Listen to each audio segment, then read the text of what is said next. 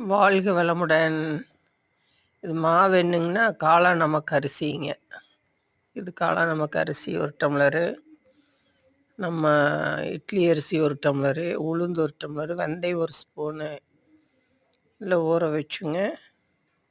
6 மணி நேரம் ஊறின பிறகு ஆட்டி அரைச்சி வச்சு தோசைங்க.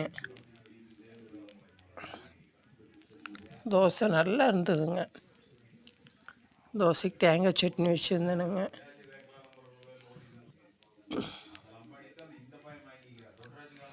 தேங்காய் சட்னிங்க.